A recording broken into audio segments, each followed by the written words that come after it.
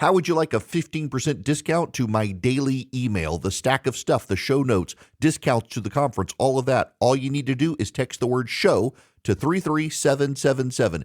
You'll get the annual subscription with a 15% discount to my daily email. You'll get the stack of stuff, the links to the show notes, discounts to the conference, and so much more.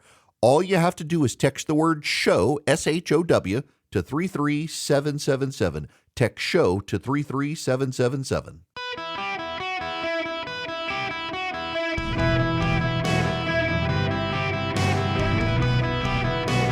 Welcome to the Eric Erickson Show podcast, Hour 1.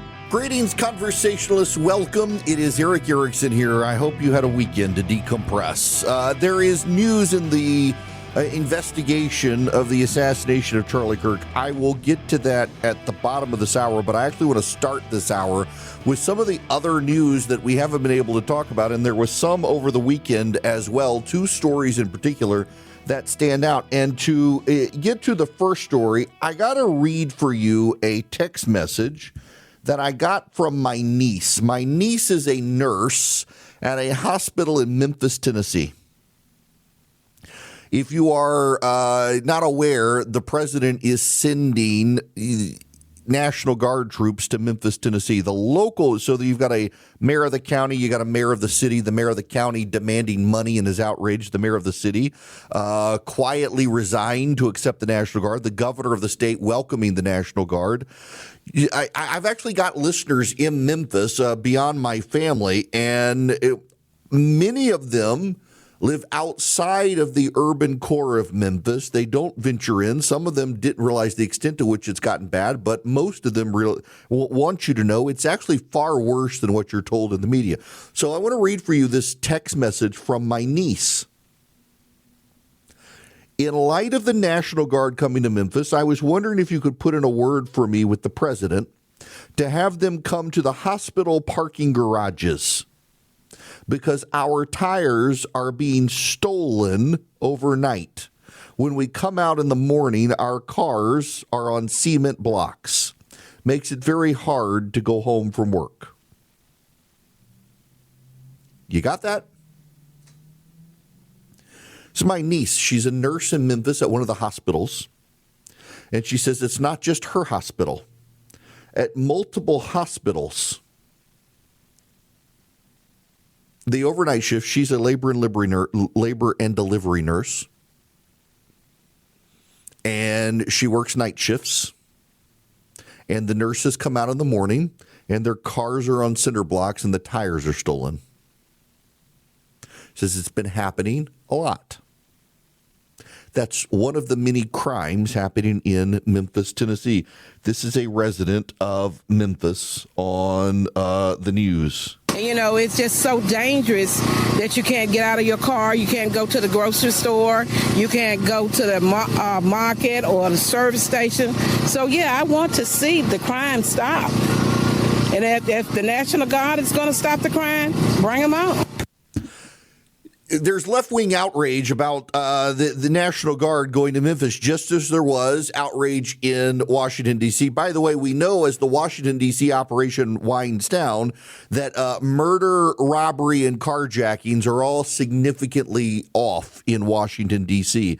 They like to tell you that crime was down in Washington, D.C. It's down so dramatically now that when the National Guard goes away and the police force is taken back over by the city and you see the spike, it'll be obvious that the crackdown by Trump worked. And now in Memphis, you got residents there, black, white, Hispanic, doesn't matter.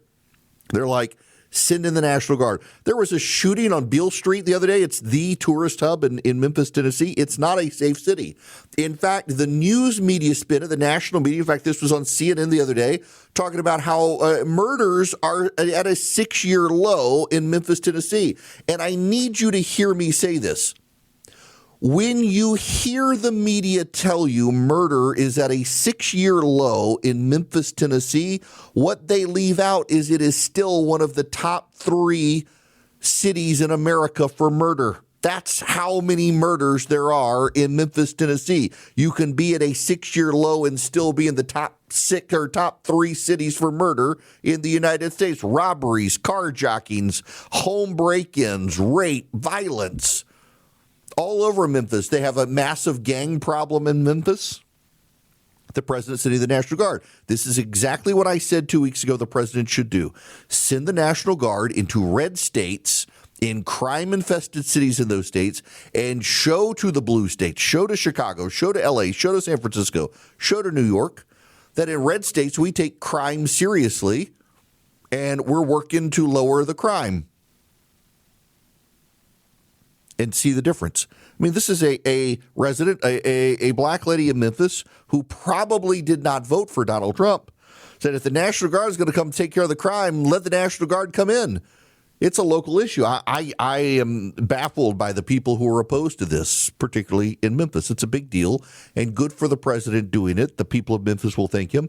And by the way, I was able to get my niece's text message to Stephen Miller at the White House so that they realize the extent of the problem. Nurses having their tires stolen overnight is just one of many problems in Memphis, Tennessee. Now, there's another issue as well happening, and this one is a super smart policy change by the Trump administration relating to Russia and Ukraine. This is the president himself a short time ago. Sanctions against Russia has nothing to do with the Well, they're not doing the job. NATO has to get together. Europe has to get together and do it. Look, Europe they're my friends, but they're buying oil from Russia. So we can't be expected to be the only ones that are, full bore. But Europe is buying oil from Russia. I don't want them to buy oil. And the sanctions that they're putting on are not tough enough. And I'm willing to do sanctions, but they're going to have to toughen up their sanctions commensurate with what I'm doing. But just to clarify, you wouldn't move ahead until NATO moves ahead. Well, I'm ready to move ahead, but they have to do it. I think they will. But right now they're talking and they're not doing it. Look, they're buying oil from Russia. We're not buying oil from Russia. They're buying a lot of oil from Russia. That's not the deal. The Europeans are buying more energy products from Russia than they're giving money to Ukraine for weapons. The Europeans are putting more money into the Russian economy to go to Russia's war than the Europeans are putting into Ukraine. I got to tell you, you want to really stop the Russians, you need to stop the Russians. And the way you stop the Russians is to stop sending the Russians money to prop up their economy and get around the sanctions. So what Donald Trump is saying to the Europeans is if you'll stop buying Russian oil, I will go to the mats for Europe. And I appreciate that tremendously, that this is smart public policy by the Trump administration to push forward with this agenda. Because, they can buy oil from us, and not only does that help our economy, and we've got plenty of ships that are available to fill up with oil and go over there, and natural gas as well, by the way, but they'll be sending money into our economy. It's good, and it doesn't have to be from us, by the way. It doesn't have to be from us. There are plenty of others that the Europeans can buy their energy products from other than the Russians. There are plenty of them. And they won't be propping up the Russian oil economy. They won't be propping up Russian energy. They won't be propping up Vladimir Putin's regime. In fact, they'll be stabilizing the Russian economy. The Russians have moved into a war economy. There are actually economic incentives for Russia to not end the war now, given how Russia has repositioned its entire economy to fight this war in Ukraine. If you want to bring about the collapse of that economy so that they do have to give up the war in Ukraine, you got to stop buying energy products from them. Once you stop buying energy products from the Russians, the Russian economic expanse begins to wind down. And in so doing, the Russians have every economic incentive to try to figure out a way out of the war. Right now, they're making money off the Europeans. The president showing actual real leadership here. Real leadership, something that Joe Biden, by the way, could have done. But Joe Biden was so interested in the Green New Deal and being held hostage by the environmental movement, Joe Biden couldn't do this. Joe Biden would not have been in a position to say, wait a second, can't do this. Wait a second, why aren't we sending them our natural gas? Remember, Joe Biden shut down natural gas export facilities in the United States. Did you remember that? Joe Biden shut down natural gas export facilities in the United States to disincentivize the American economy from being able to rapidly ship natural gas to Europe to offset the Russian natural gas. Joe Biden did that. I know those of you who are progressives don't know that this happened because you didn't hear about it in the press, but I assure you it happened, and you can go Google it. I'm not your Google. You can do it yourself. Between that and what's happening in Memphis, the president is showing a lot of maturity in the foreign policy of the United States and the domestic policy. You know, I can quibble with tariffs and stuff right now. There's no reason to do that right now. These are the two big stories of the day that kind of flew under the radar over the weekend while everyone was focused on Charlie Kirk. There's a third one that is circulating on the United States reaching a deal with China on TikTok. We'll get to that in a little bit. This is my one concern, however, in American foreign policy is that we've actually been negotiating with the president of China. I want you to think about that for a minute. We're told that TikTok is an independent company not controlled by the Chinese communists. If that's the case, why are we negotiating with the president of China on TikTok? Why? If it's an independent company not controlled by the Chinese Communist Party, why are we negotiating with the Chinese president? And based on what we know from the assassination of Charlie Kirk, TikTok seems to have been a cesspool that the assassin went down. We should be shutting that platform down. So I got some concerns there. But on the broader issue, we're getting stuff from Donald Trump that is common sense. And if anything, you know, like Scott Jennings was telling me, he's got a book coming out on Donald Trump, and it's about the common sense revolution. It's not conservative. It's not really Republican per se. It's just common sense. It's common sense that if you want to hurt the Russians, you got to stop buying massive amounts of oil from the Russians. You got to stop. It's common sense. If you want to stop crime, you got to send in police. And if the police are overwhelmed, send in the National Guard to supplement the police and watch crime go down. We're seeing crime go down in Washington, D.C. How many of you, by the way, and many of you no longer listen to the mainstream media, I realize that. But for those of you who do, how many of you have heard that crime has actually fallen measurably in Washington, D.C.? Hasn't been eliminated. No one said it would be. But murders are down, carjackings are down, home break-ins are down, robberies are down, shoplifting is down. How many of you have heard this? How many of you have heard this from the national press? I bet very few of you, if you're regular consumers of the national press, have heard it, except it's true. It's true. People in Washington feel safe again. You interview residents in the black parts of Washington, D.C., not the upper income white parts, the poorer black neighborhoods in Washington, they feel safe. There have been less drive-by shootings. There have been less gang violence. There have been less murders. There have been less home break-ins, been less carjackings. Had a measurable positive impact, and you haven't heard about it in the national press, have you? God forbid Donald Trump get credit for anything. I suspect the same is going to happen in Memphis. And what's so notable is how they've moved on now from the talking point that he's only targeting black cities. He's actually targeting red states now. Blue cities and red states. Who cares that the mayor is black? You know, the local mayor in Memphis is not outraged.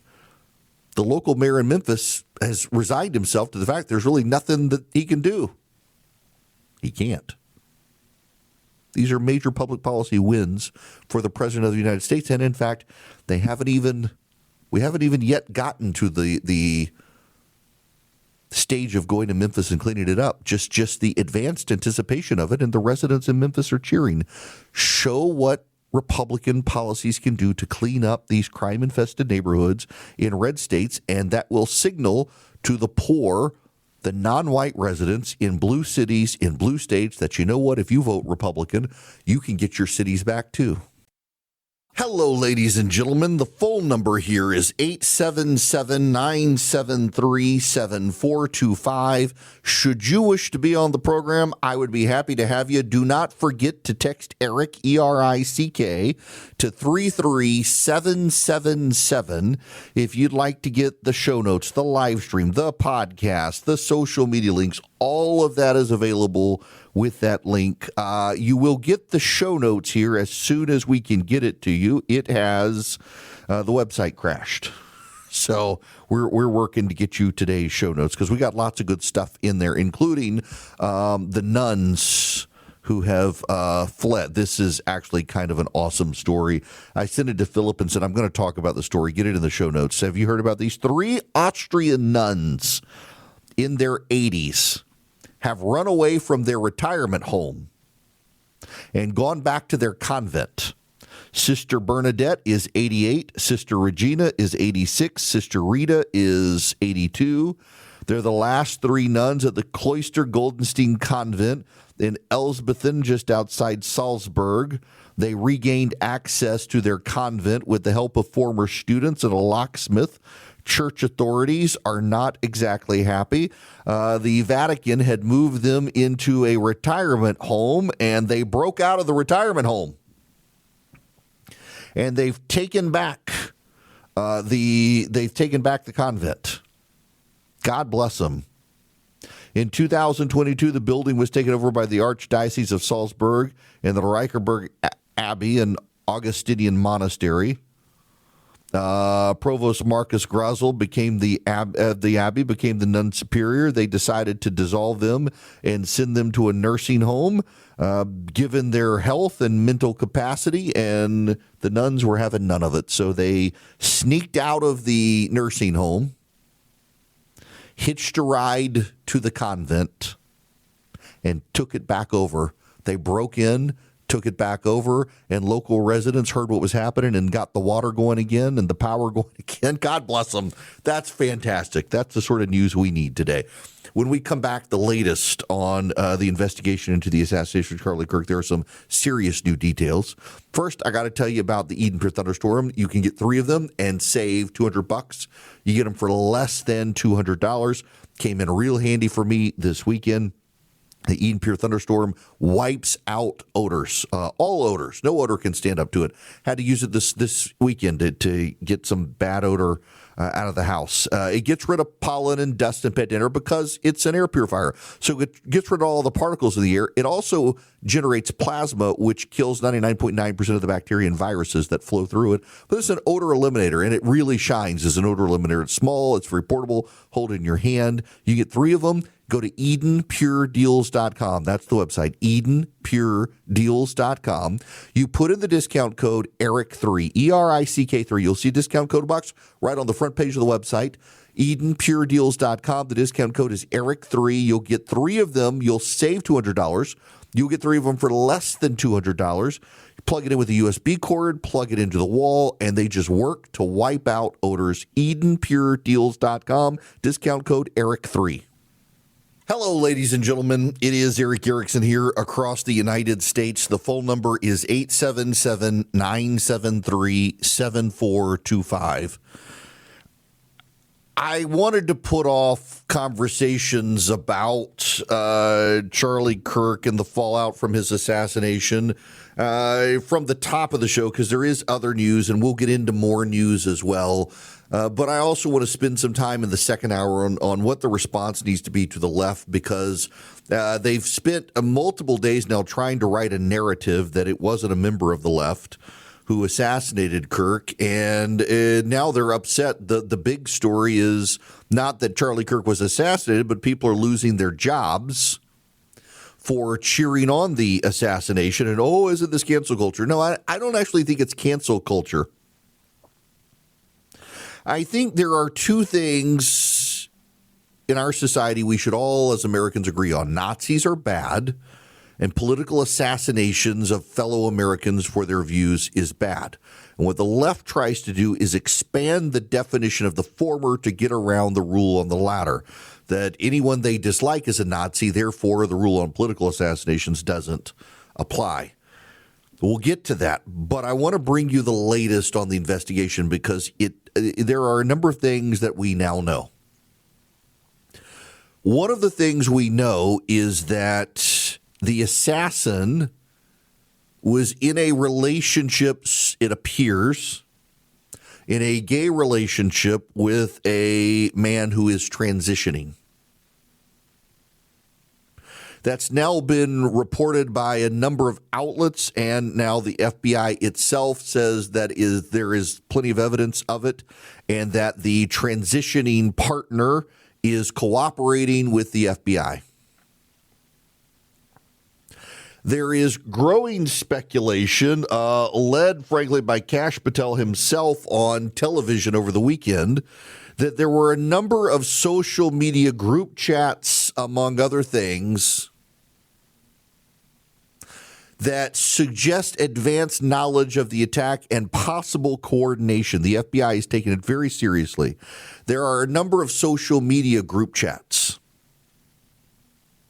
that, as early as September 3rd, were warning something would happen to Charlie Kirk on September 10th. There seemed to be people who had advanced knowledge that something was being planned to cause harm to Charlie Kirk.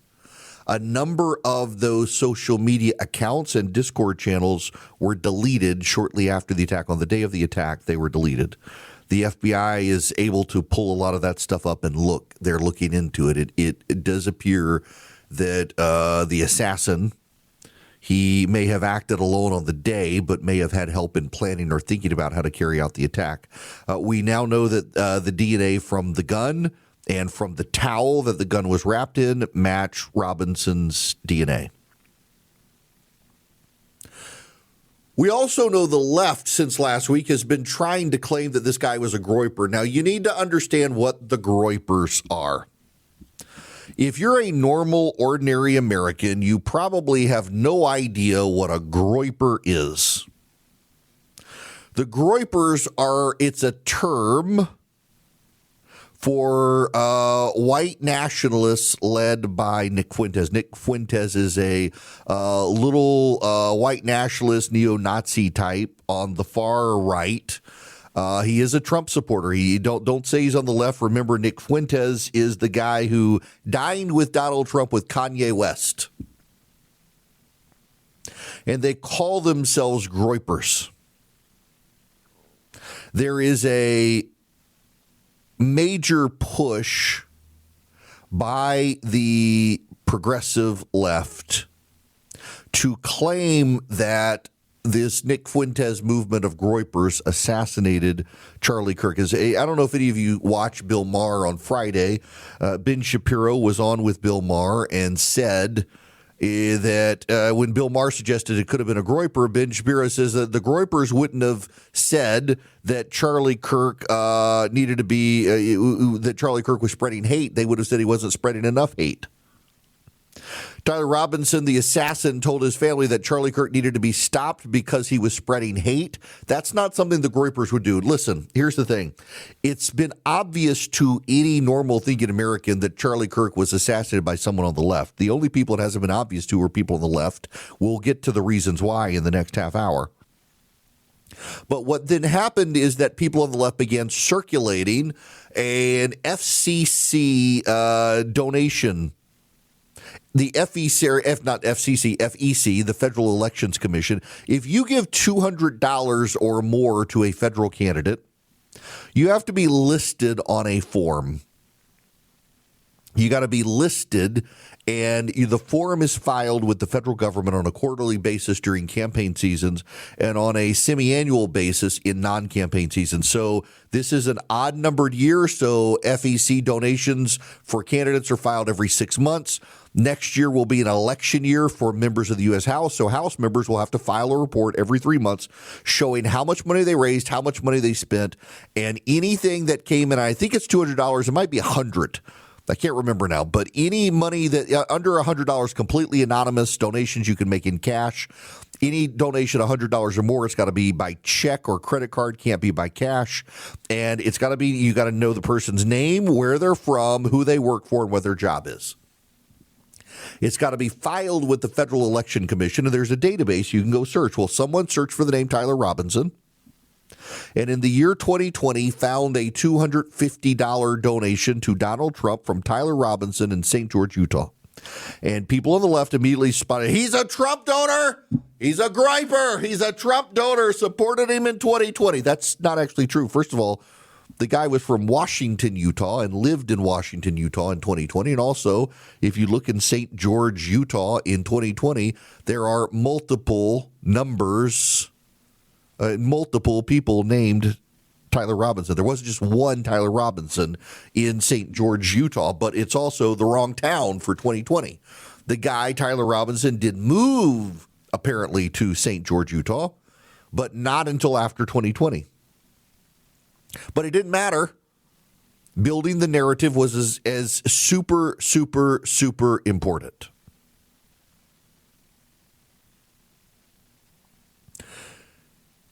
The person who assassinated Charlie Kirk is of the left. The governor of Utah, Governor Cox, gave a quote to the Wall Street Journal, over the weekend, and said that it is clear from the investigators and their conversations with his family that he was radicalized online by the left, by progressive ideology.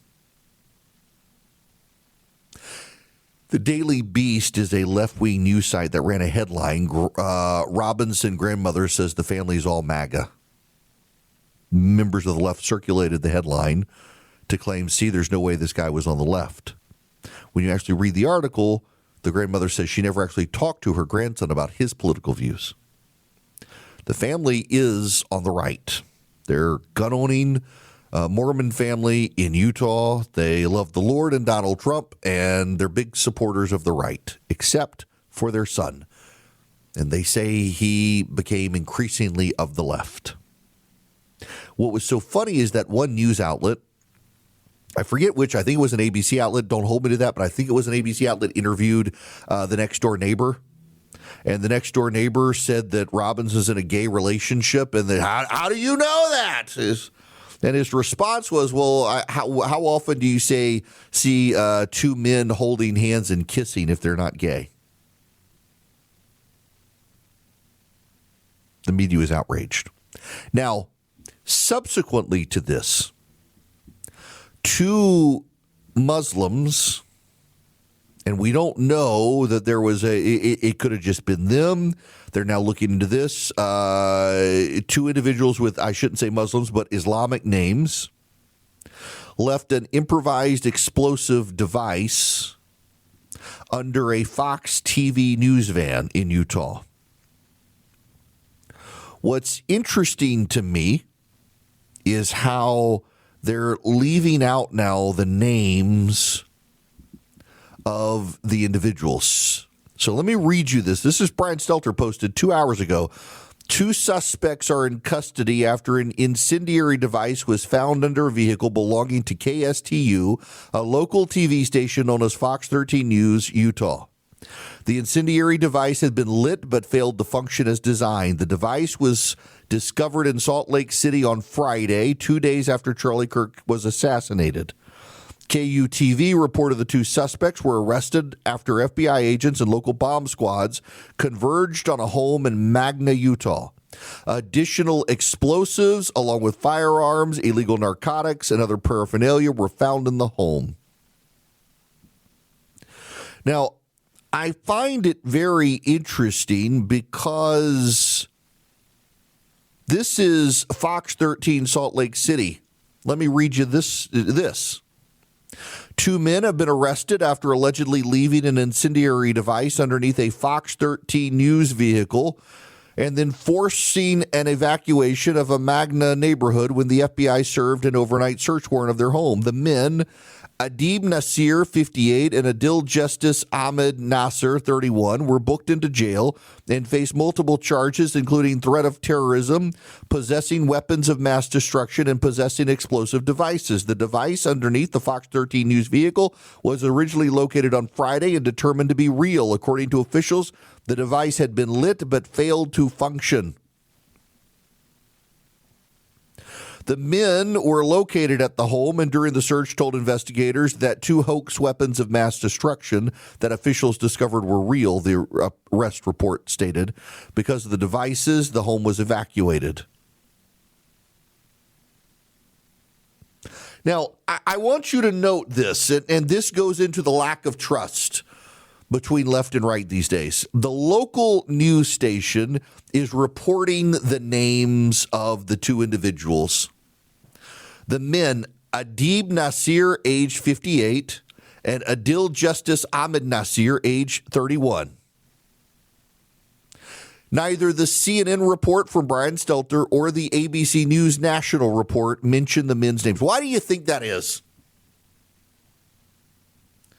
Why do you think local media was willing to report the names and the national media wasn't? My suspicion is that they're Islamic names.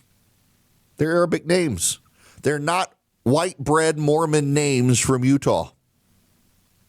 And I find it interesting that CNN could 2 hours ago post this story well after the names of the individuals were known and not list the names. I just find it very interesting. Because, I mean, this is Brian Stelter. 2 suspects are in custody after an incendiary device was found. The incendiary device had been lit and failed to function. The device was discovered in Salt Lake. The 2 suspects were arrested after FBI agents of the Bob Squad converged on a home in Magna, Utah. Additional explosives were found in the home. And yet there's no mention of the names. None. ABC News did the same thing. I don't think it's a coincidence. I do not think it is a coincidence that they didn't mention it.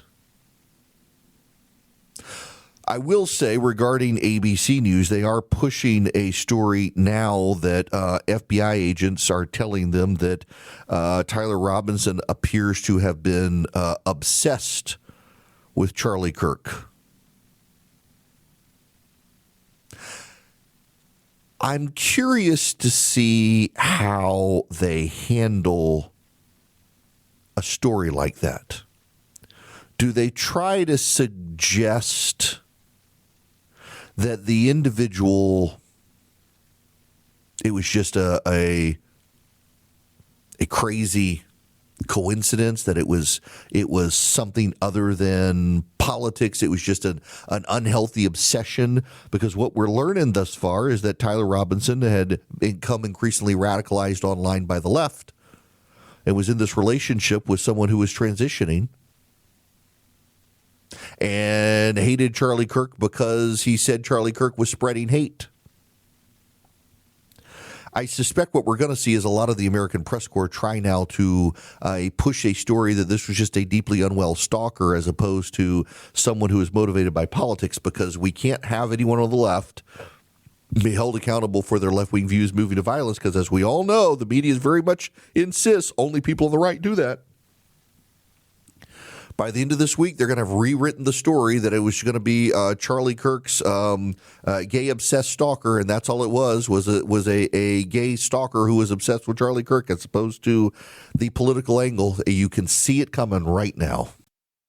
Greetings, fabulous people across the country. I hope you're doing well. The phone number is 973-7425. Delighted to have you with me.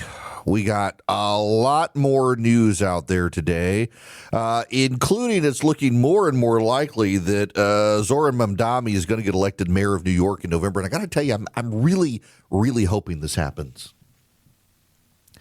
I actually wouldn't want to live in New York City, but I actually like going to New York City and Manhattan. It's actually not a bad place. There are lots of unsafe places in New York, including on the island of Manhattan. But the Central Park area isn't that bad. There are some great restaurants and businesses up there that I like to go see. You know, I'm a cookbook obsessive. I've got a multi-hundred book cookbook collection. And there's a cookbook. There's a store in New York City that is completely cookbooks. There are no other books. It's just, and these are cookbooks that go back hundreds of years. Some of them are quite expensive and very rare to find. And I love browsing the shop on the Upper East Side in Manhattan. And I know what Zoran Mamdani's policies are going to do. I know because I'm a student of history, and I know what happens every time these policies are enacted. And I'm just so excited. I'm so excited to see him win, because I think that the people of New York need to embrace his policies good and hard. I feel bad for the people who are opposed to him and know what's coming. I really do. Many of them will leave if they have the means to leave. But God bless the people of New York. They want to go full commie. Trust fund baby who's never had a real job in his life. This is the perfect opportunity to watch the world capital, and New York kind of is the world's capital, and watch it fall into massive, rapid decline. God bless the people of New York. This real world experience in communism. And of course, you know what they'll say is that, well, we couldn't implement the policies fully because the stinking capitalists. That's what they'll say. All right, I got to tell you about Hillsdale College, because they got a great class on capitalism that maybe we should sign Zoran Mamdani up for. You can take it free of charge yourself. You go to ericforhillsdale.com, E-R-I-C-K, ericforhillsdale.com. You sign up with Hillsdale College and let Hillsdale College educate you on a topic you're interested in. There are 40 classes to choose from. 40. You can take them at no cost to you. You can learn deeply about a subject you're interested in, and every one is a video lecture from a Hillsdale professor. Takes 30 minutes per episode. There are, depending on the class you take, depends on the number of episodes, but each episode 30 minutes. It is they're fully engaging, and you'll actually like them. They're very entertaining. You go to ericforhillsdale.com today. Sign up with Hillsdale College at no charge to you. You'll get a certificate of completion when you're done. You'll find a subject you're interested in, and you will learn so much more. ericforhillsdale.com.